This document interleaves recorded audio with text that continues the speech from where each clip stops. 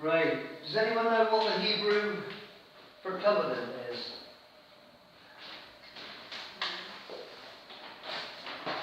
Covenant? Covenant. When they cut covenant, they have circumcision. God did it when he cut the animals in half, didn't they? I don't know.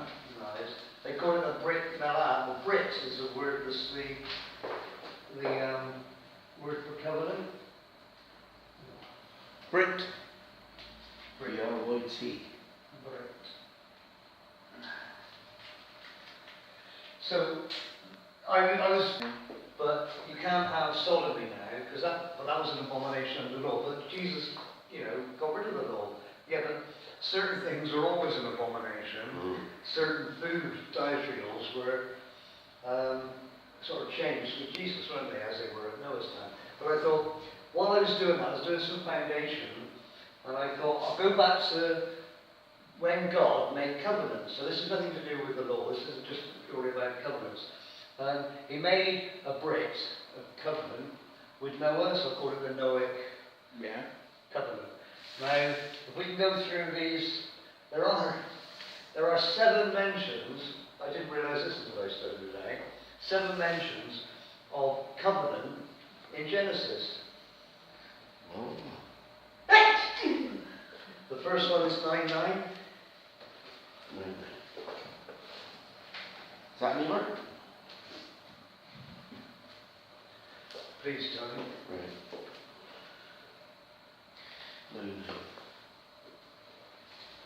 As for me, behold, I establish my covenant with you and with your descendants after you. So God has made this covenant. Who with, Tony? Noah And his sons, and the rest of their wives and everybody. Yeah. So he's made this covenant. So it's a covenant. That's the first after one. you. Then Sheila, please, 9:11. And I will establish my covenant with you. Neither shall all flesh be cut off any more by the waters of a flood. Neither shall there be any more be a flood to destroy the earth. So that's the second time he mentions this covenant, is in 9:11. Then he says he will never flood the earth again. So when the global warming, I won't call them scientists, people say that he's going to melt all the ice in the Antarctica, sea levels are going to rise and the entire world's going to be flooded. Yeah. We have God's promise here who actually made the earth, the solar system, that he won't do that. So you either take the opinion of the created man, or you take the truth of the creator. Yeah. So some people read this and say, oh, God's never going to punish mankind again. But there is a scripture elsewhere in the New Testament that says, once he did it by water, next he'll do it by fire. Yeah. Does anybody know where that is? As 2 Peter. So when people say, oh, God will never do that again, he did it once with the flood. Yes, by water. He will never use water again, but next time fire. Then, third one, John, please, 9:12.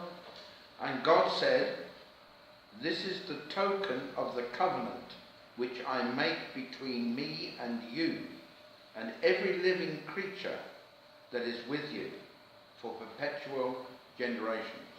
So by making this token, he's then going to provide something that every generation will in future be able to see. So this covenant is visible by Tony, by me, by Derek, by Nancy. Yeah. All of us will be able to see that this covenant is put in the sky, and he will never flood the earth again. And the next verse down, please, Derek, 9:13.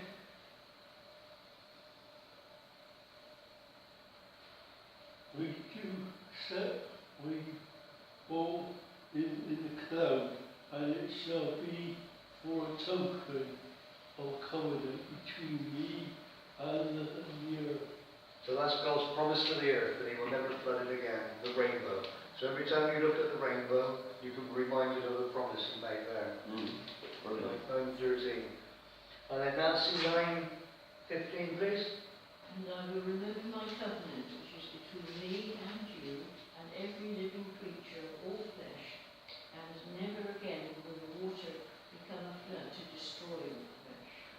So as well as mankind, it includes the animals. He won't flood them either. And then, that one please, 9:16. The rainbow shall be in the cloud, and I will look on it to remember the everlasting covenant between God and every living creature of all flesh that is on the earth. So God will look at it and remember his own covenant. And then if you could do 17 as well, please. And God said to Noah, "This is the sign of the covenant which I have established between me and all flesh that is on the earth." So that's the 7th time. So in those verses of Genesis chapter 9, you've got 7 occasions, just happen to be 7 colours in a rainbow, 7 times where God uses the word Brit. He will make a covenant. 7 times he says it. Now, I'll do Brit in a minute, because I was going to, if we jump on a little bit, and can anyone think of the next time he made a covenant? Abraham. Abram, yes. Now, how many times does he mention covenant to Abraham? Well, I'm going to take a wild guess and say 7, Mark. That's a multiple of it. 14. 14. So there's twice as much with Abraham. He's made that one pledge with Noah, hasn't he, of his generations. But yeah, there's the Abrahamic Brit, okay? Abrahamic covenant. It's like the double portion. Oh, it's fantastic. Do you know what I mean? You know what I mean? This is what you were talking about the other week, wasn't it? Like with the double portion, like, you know, you get the double portion. You don't see these little gems that are in there. Do you know what I mean? Yeah. Study it out. Yeah. And this is the Abrahamic brick. So as Tony said, now you've got 7, and then you've got another 7, which makes, as John said, 14. Yeah. So we'll go round, if we do 2 at a time, please, Tony? Yeah. So 15, 18. Right. So it's on the same day the Lord made a covenant with Abram, saying, "To your descendants I have given this land, from the river of Egypt to the great river, the river Euphrates." So he's promised them the land from the river to the river. People know, you know the Israeli flag, it's got those 2 blue bars, and that's the 2 rivers. And then in between you've got the David, haven't you, flag on David. So those 2 blues are what God promised them, the land between 2 rivers. And then 17:2, please, Tony. "And I will make my covenant between me and you, and will multiply you exceedingly."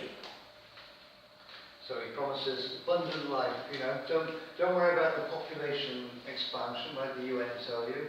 He says, what does it say? Exceedingly. So have children. And then 17:4.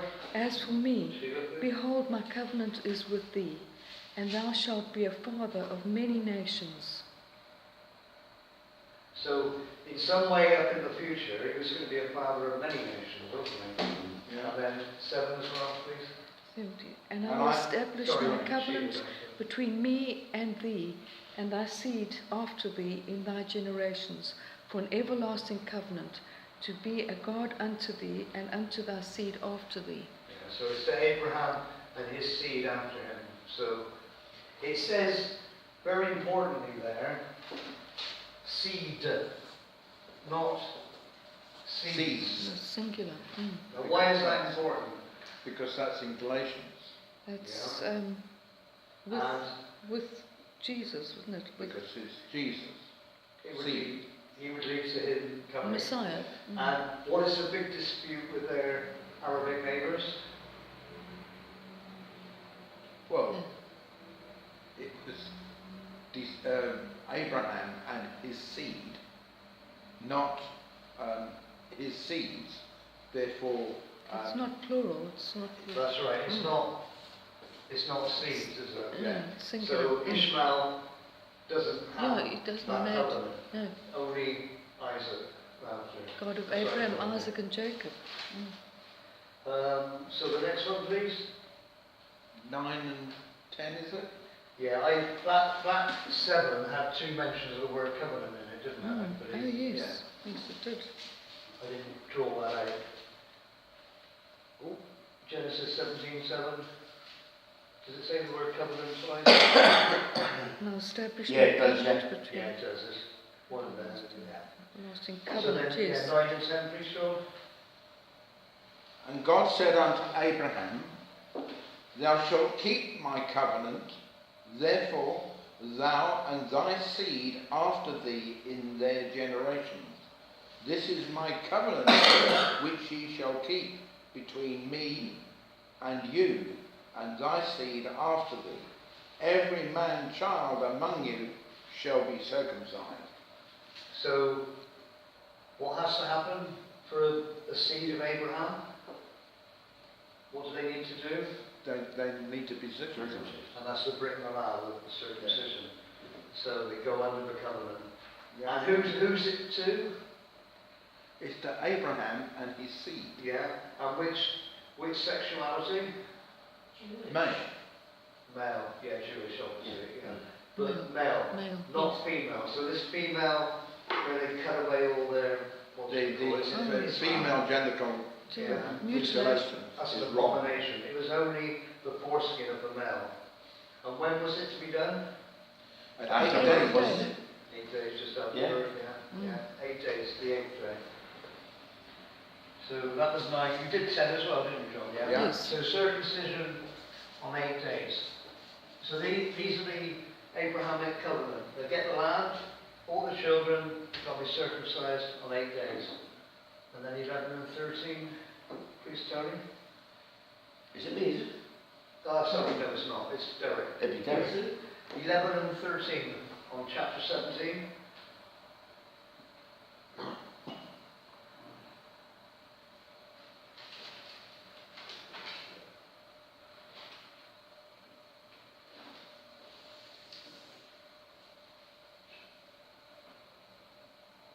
Chapter 17.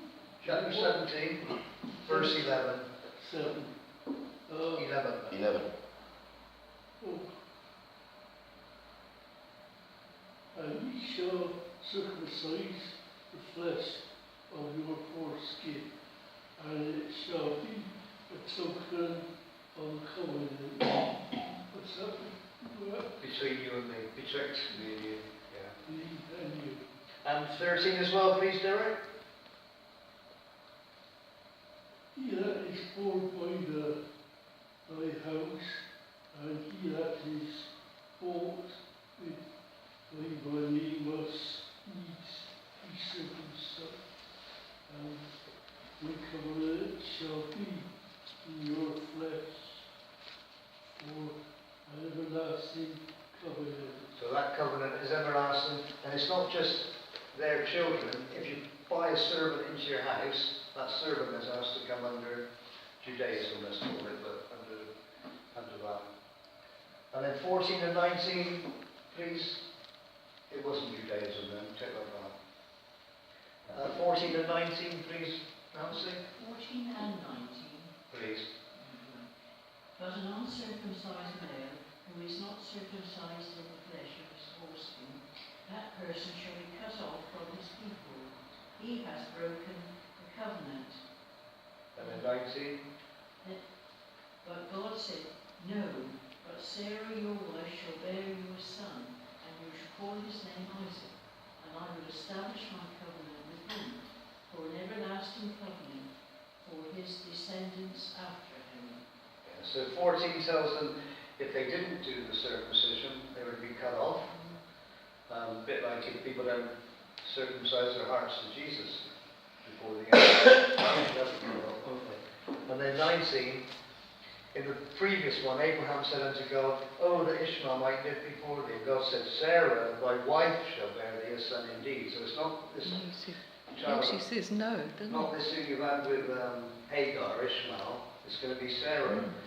And you should call his name Isaac. I will establish my covenant with him for an everlasting covenant. Amen.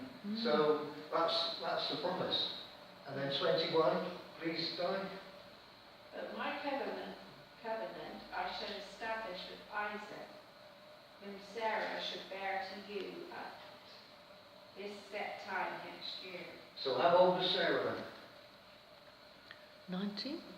19. Yeah. She'd gone through her menstrual period, it all Yeah. ended. Yeah.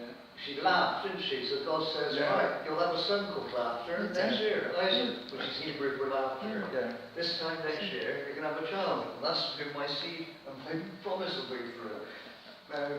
That's good, isn't it? That's It is. very I wonder what went through her mind when she became pregnant. At 90, You know, you'd definitely call him Isaac after that, wouldn't you? Yes. Yeah. Anyway, so that's your 1, 2, 3, 4, 5, 6, 7, 8, 9, 10, 11, 12, 13, 14. So he's made 14 references to covenant. And if God says something once, listen. If he says it twice, pay attention. If he says it 14 times, I think he means it. Yeah. yeah. So you got your eighth day circumcision. It comes through Isaac, not Ishmael, and in return they get the land between two rivers. That's the covenant. Now, have either of these two covenants been altered by Jesus coming?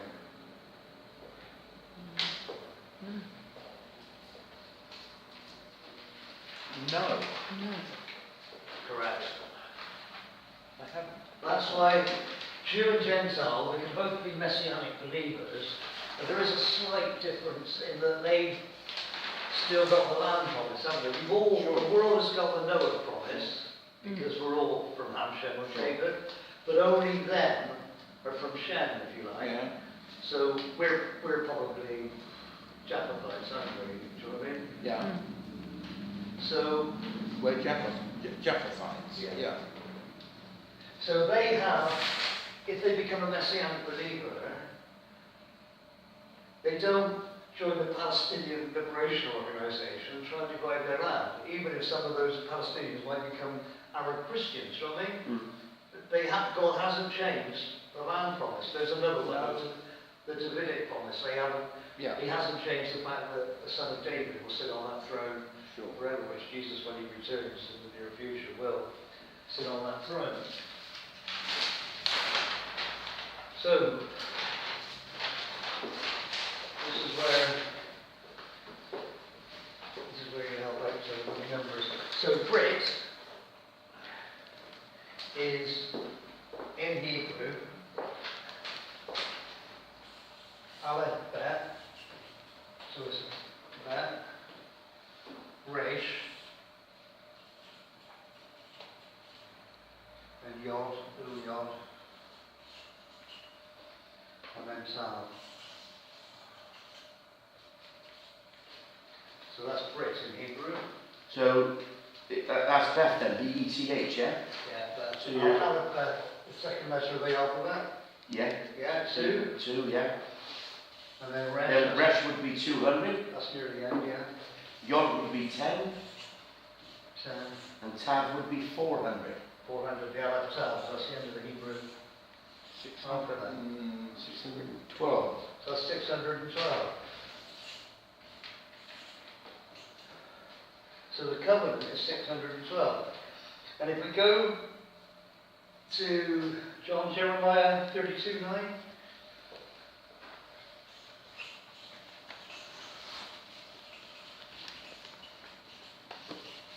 Jeremiah 32:9.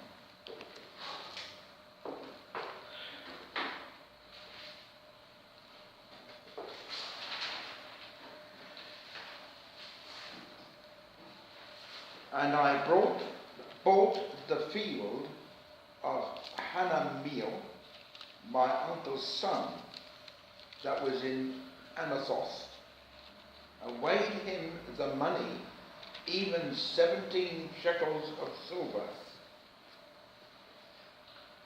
So what period of time was this? Well, Jeremiah bought the Captivity? field. Oh no. Yeah. Are they That's captivity? 500 and before Christ. Yes, 2,500 years ago. Yeah. And here it was, they were off to Babylon for their Yes, with Nebuchadnezzar. disobedience. 70. Yeah. And yet they were going to buy a field. He was going to pay money on the field.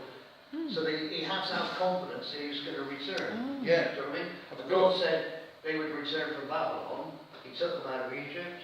He took them back from Babylon. And then when they rejected Christ, he said, disperse them, diaspora, around the whole world. Yeah. So he then said he would bring them back in the last days. Because he's doing it. Deuteronomy 32, I think. That's a promise from Moses that they would be scattered once for a short time and twice throughout the whole world. Do you know the verse there, John? I don't. I must admit, it's round about Deuteronomy 32 something. I can't be certain. But I mean, there's lots in Joel and all those small ones. Yeah. The promise talk of the restoration, and he will bring them back. But the important thing is he bought that field, didn't he? With the how many?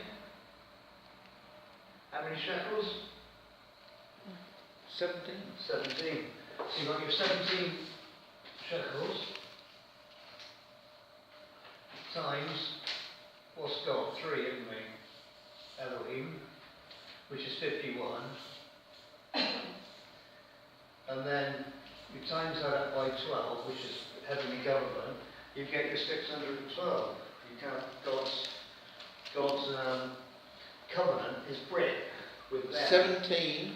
17 by 3. 17 is it's often featured of the day Jesus rose on first fruits, when Noah's Ark went down to Haran, and he bought that with 17, knowing he was coming back. Yeah. And I just playing around with the maths. I saw 17 by 3, which is God's Elohim promise, isn't it?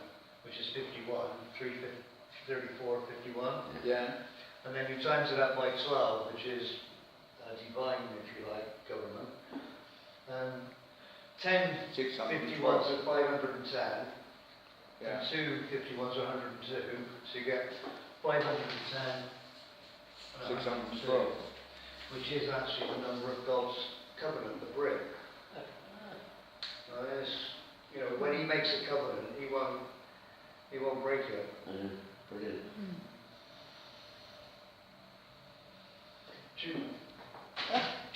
There's another number here, 612, and that's the law, which is 613. 613 parts of the law. So people say, oh, no, Jesus has come now, Israel doesn't matter, we're the new Israel. You know, the Palestinians and Jews, they all need to get together and have a two-state solution. God calls it the nation not desired. He specifically knows what's going to happen now. And he calls Palestine a nation not desired. I do not desire that nation, says God. I've made a covenant with Abraham, and he keeps his covenant. And as every war since 1948 has gone, this little group of 7 million people tend to be 2,000 million people, don't they? Do you know what I mean? So it's Deuteronomy 32, 26. 26, I think.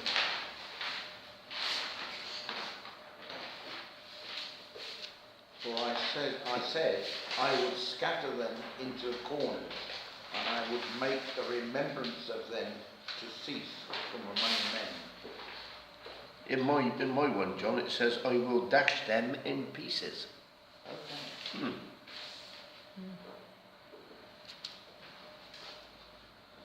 I'll have to look up in my notes. that's worth coming back to, yeah.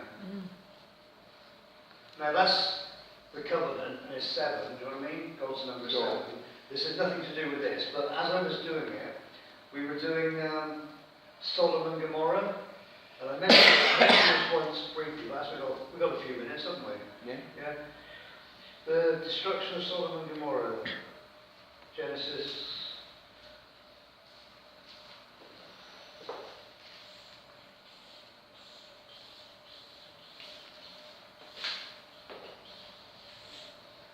So this is the 6th colour rainbow.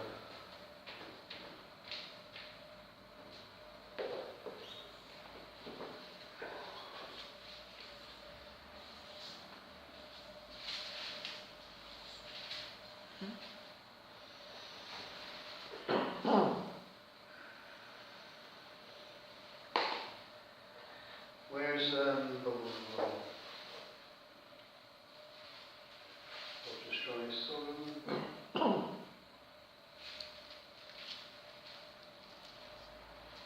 That's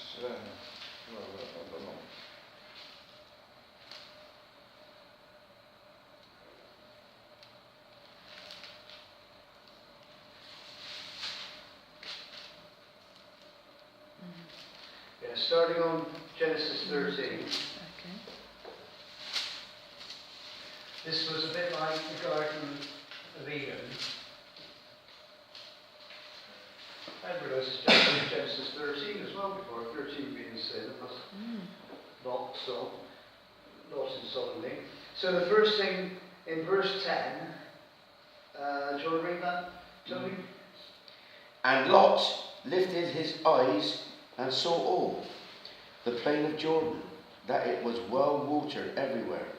So the first thing he did was he looked, didn't he? You know, the lust of the flesh and he saw that it was desirable. Psalm 1. Yeah. Before the Lord destroyed Sodom and Gomorrah, like the garden of the Lord, like the land of Egypt, as you go towards Zoar. Right, so the first thing he did, he saw all, because him and Abraham have got too many people in their argument, the herdsmen are arguing, aren't they? And he says, oh, I see that looks like a good place to go, like Brighton or Greater Manchester or London. Look, what a party they're having there, we'll go there. And the next thing he did, Tony, in 11. Then Lot chose for himself all the plain of Jordan, and Lot journeyed east, and they separated from each other. So then he made a mental decision to choose that, didn't he, after he'd seen it? So we look at sin, you know, then they choose it, and then after choosing, what did he do? He journeyed east, didn't he? Yeah. He made his journey, that was his third step, right? And he separated himself, so he separated himself from righteousness. Yeah. So, he, you know, he's independent now from Abraham and all the... Yeah. So righteous... Yes, a division from righteousness. Yeah. And then Sheila, 12 please. Abraham dwelt in the land of Canaan, and Lot dwelt in the cities of the plain, and pitched his tent toward Sodom. Yeah, so then he journeyed there, he went down in the plain there, and then at the end you get Lot actually pitched himself in the city of Sodom. So he's, Toward Sodom, yes. yeah. So he's not just chosen London, he's in Soho, do you know what I mean?